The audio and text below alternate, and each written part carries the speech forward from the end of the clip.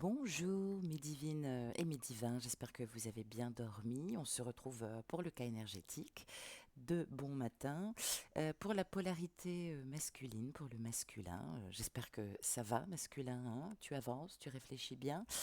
Cas énergétique, je ne sais même plus quel jour on est, de ce mercredi 1er juillet. Je vais poster d'ailleurs la guidance hebdo. J'ai fini tard hier, j'étais très fatiguée.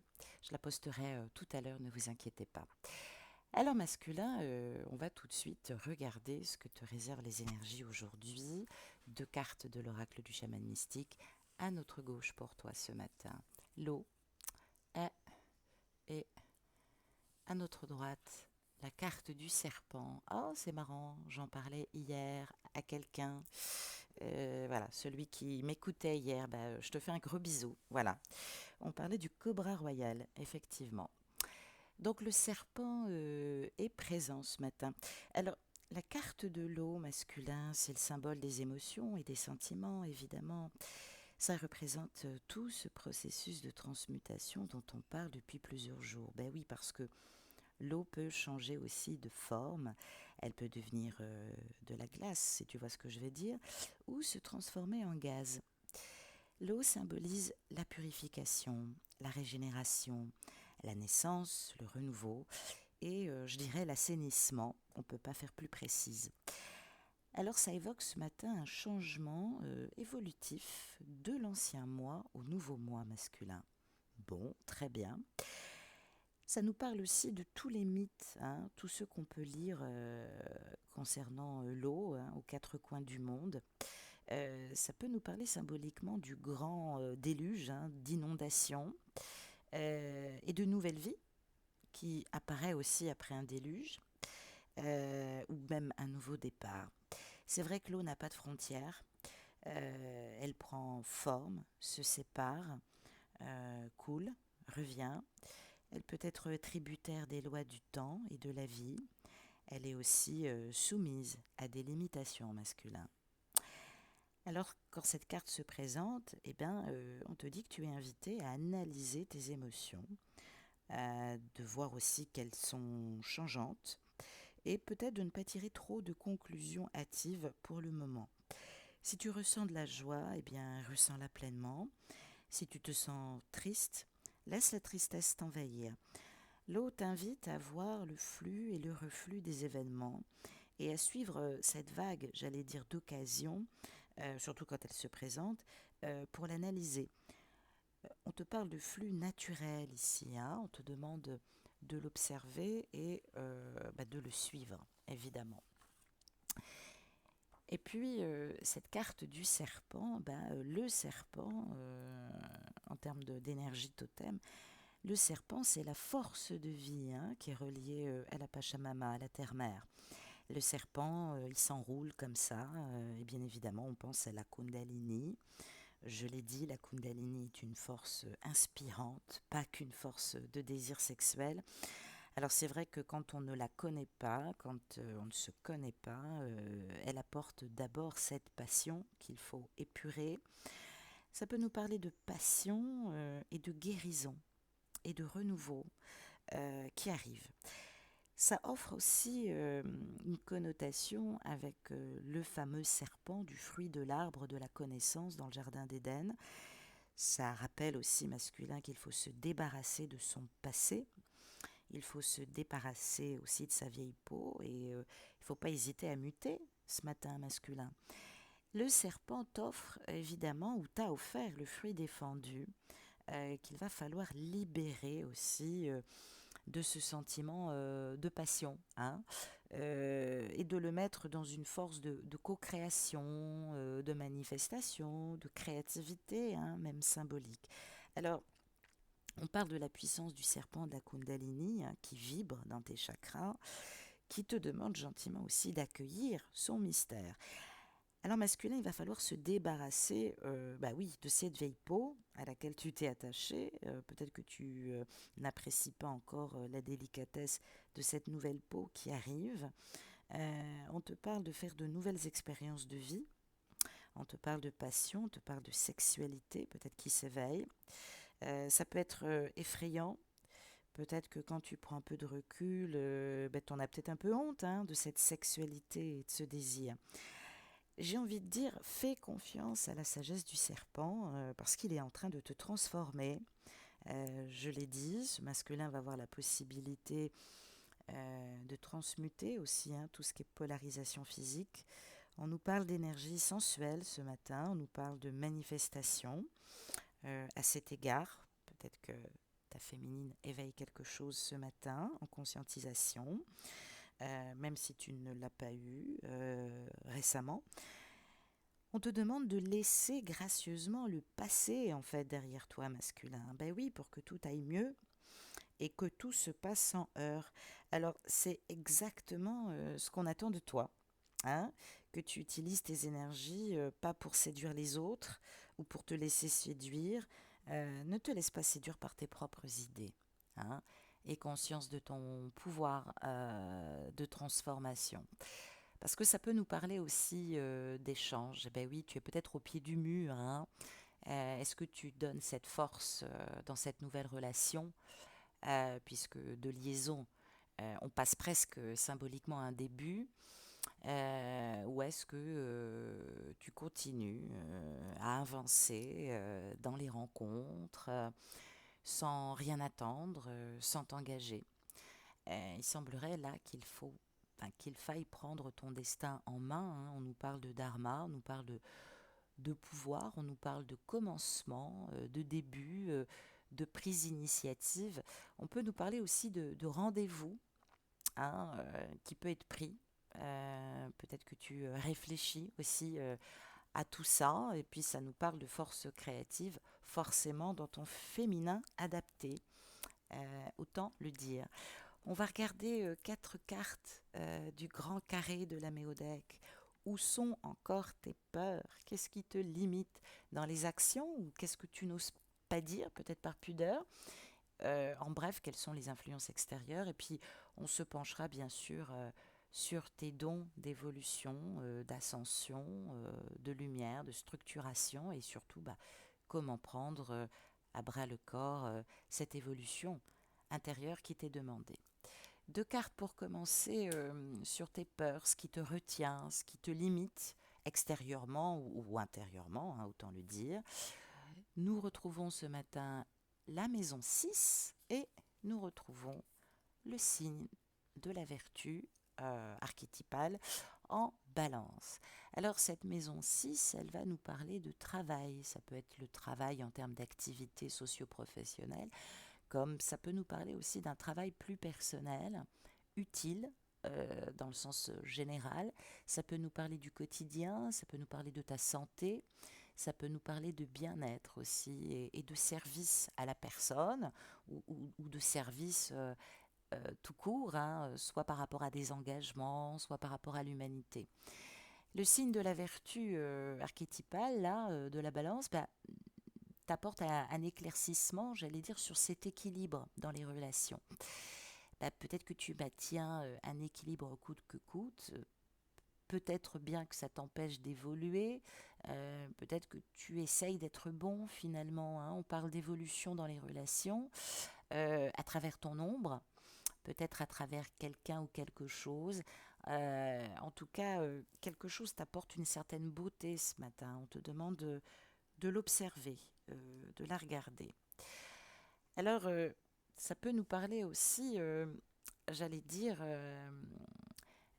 des émotions, de l'intuition, peut-être du monde inférieur hein, qui te fait évoluer. On en a parlé tout à l'heure avec l'eau et le serpent, de tes besoins, et puis peut-être de prendre des risques, hein, sortir de ta zone de confort, ou peut-être tout simplement te parler de la zone de confort, et puis peut-être par rapport à ce sentiment de lien et de sécurité transmis par la mère, ou repris et évolué par l'épouse, hein, l'énergie tierce.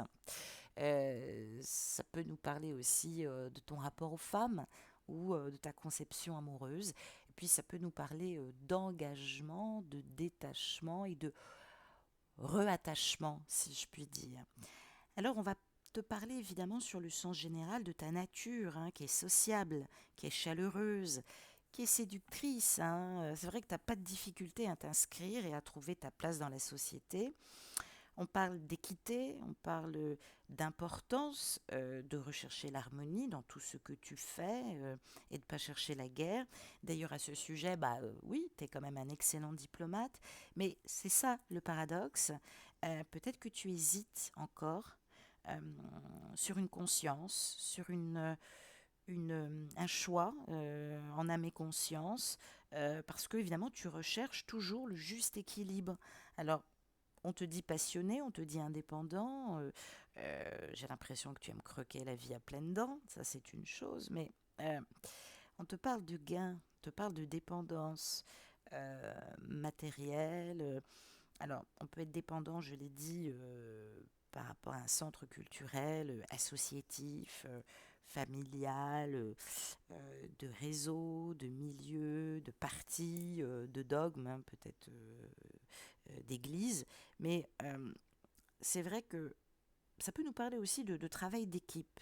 Je conviens effectivement que c'est important, le travail d'équipe. On n'est rien sans une équipe. Il semblerait que tu sois un excellent communicant et que tu sais apprécier l'échange, mais on te demande de t'investir pas que dans les projets de groupe.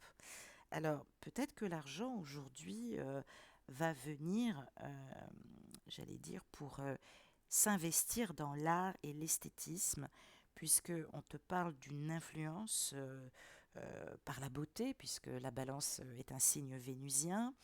Ça peut nous parler de communication, qui redevient un peu plus facile ce matin.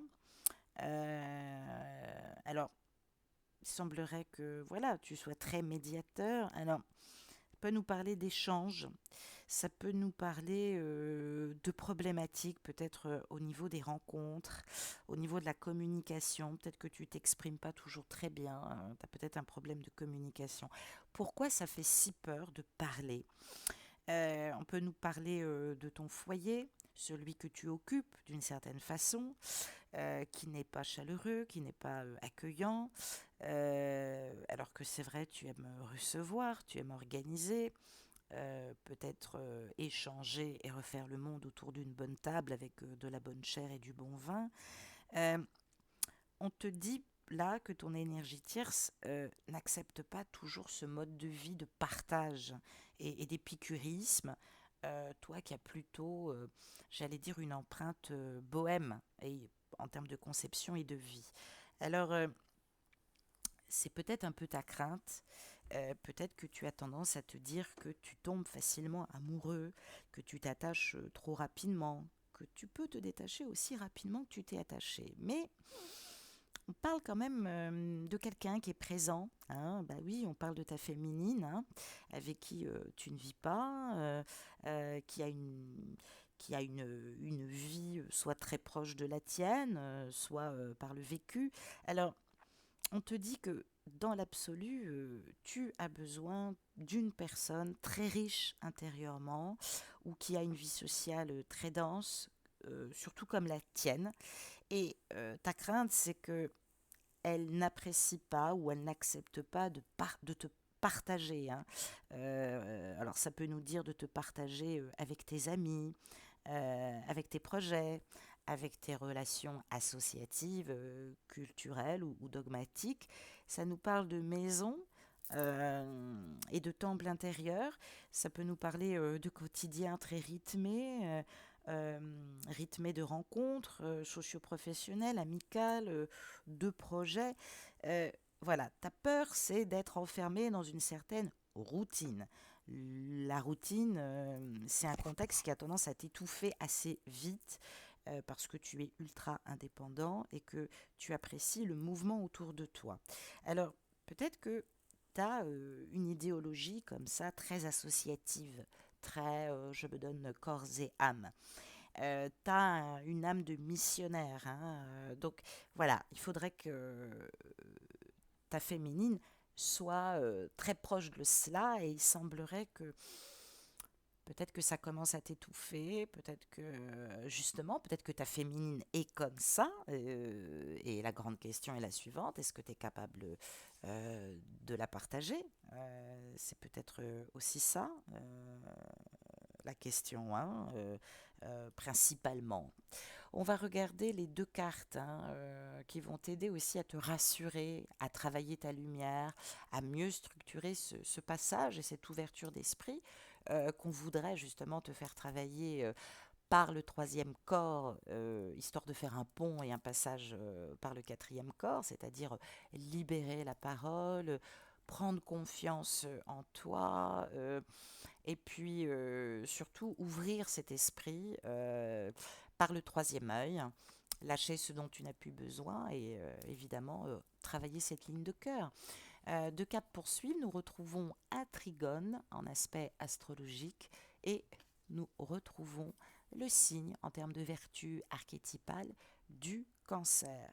Alors, ce trigone nous annonce déjà un effet d'expansion, un besoin d'harmonie, hein. On parle d'acquis et de ressources. Tu as le talent et tu as la ressource nécessaire pour rebondir. On parle de fluidité, on parle d'expansion harmonieuse. Tu as peut-être beaucoup de chance dans le milieu professionnel. Avec l'archétype du cancer, on te demande de te connecter à ces racines d'expansion, hein, d'explorer, je l'ai dit, c'est peut-être pour ça que tu ressens de l'eau ce matin, d'explorer ce monde intérieur en toute fluidité, en toute harmonie. Alors, ça nous parle d'échanges intérieurs, ça peut nous parler de philosophie, d'épreuves, d'union, d'obligations sociales et matérielles, puis ça peut nous parler évidemment de voyages, de déplacements et de rencontres. Alors, on parle quand même d'un aspect harmonique et très favorable. C'est vrai que le trigone a cet aspect de l'expansion matérielle et spirituelle, ce dont nous avons besoin dans notre co-création par rapport à notre incarnation masculine, hein.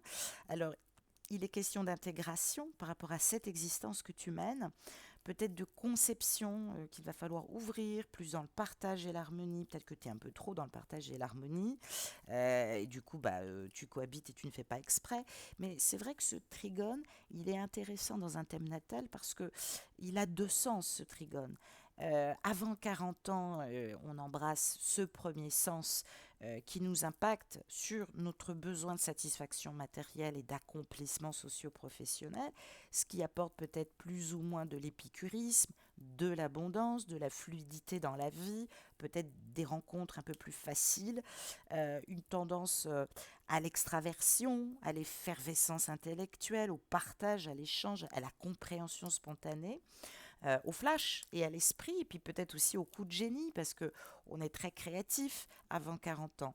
Et puis par le trigone, après 40 ans, on va être dans ce second sens, hein, qui peut être un peu contraire, plus spirituel.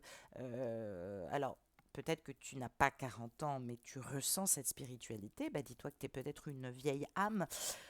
Donc, on peut nous parler d'élévation spirituelle, de renoncement, d'abnégation, de dévotion, de réflexion, de méditation et de philanthropie, quelque chose qui triomphe un peu sur ton esprit cartésien, un peu plus de mysticisme, je dirais même une vraie révélation psychologique dans la compréhension. Donc là, on te dit de ne pas exprimer toujours le sens matériel, mais d'être plus, oui, en quelque sorte, dans une forme de maturité. On nous parle de manifestation ce matin. On nous parle de sens spirituel, ce qui n'annule pas tes obligations, et on t'invite à mélanger ces deux sens, à les entrecroiser, à les manifester en puissance.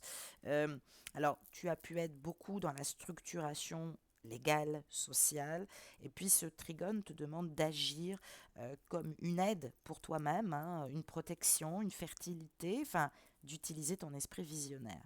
Alors ce trigone, il n'a pas toujours, enfin si quand même, il a toujours un aspect social, mais là on te demande d'analyser ce qui concerne directement ou indirectement le cheminement de ta vie dans cette société, dans cette incarnation. Ça symbolise aussi la phase d'évolution, hein, dont je parle et qu'on attend, toutes, qui est plus basée sur le partage harmonieux et pacifique, peut-être sur le développement personnel aussi. On parle de dons dans l'échange, ça peut nous parler de spontanéité, ça peut nous parler aussi d'un événement positif qui a pu se passer hier aussi, hein, qui est totalement inconscient, qui est indépendant de ta volonté. Peut-être que tu subis encore, peut-être que tu profites aussi. Peut-être que ce trigone fait référence aussi à ces actions de dynamique, de conscience, hein, qui se manifestent en toi.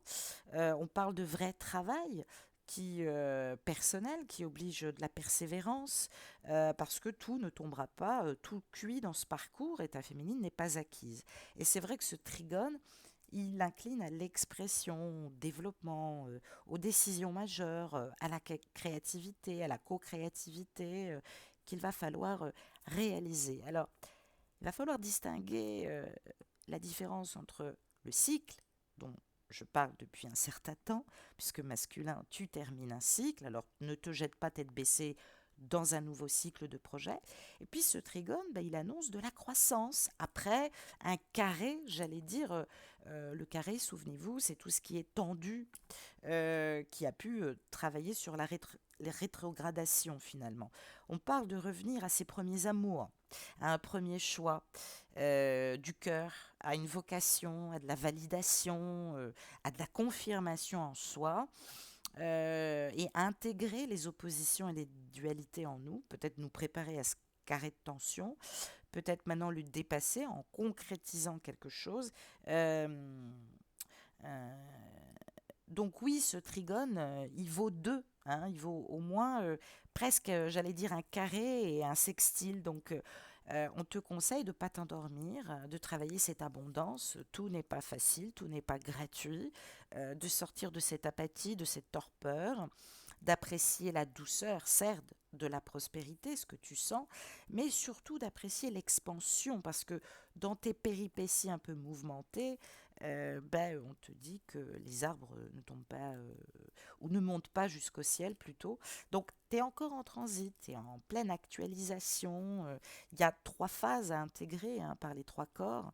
Je l'ai dit, et puis voilà, il y a des petites choses qui font relais, des petites choses qui sont à la fois harmonieuses, un peu dans le compromis, un peu dans la phase d'embauche de ce nouveau cycle, une toile de fond comme ça qui est peinte et très harmonieuse, une réalisation peut-être aussi effective dont tu profites, mais on parle de qualité là qu'il va falloir soulever. Ça va peut-être te demander de le faire avec une certaine violence, avec une certaine tension. Euh, donc voilà, on te demande de mettre en évidence tes frustrations, de poser tes réalisations, de te recentrer et puis surtout d'opérer en toi. J'ai tiré une carte du grand oracle de l'amour. À quelle énergie d'amour te prépare l'univers ce matin?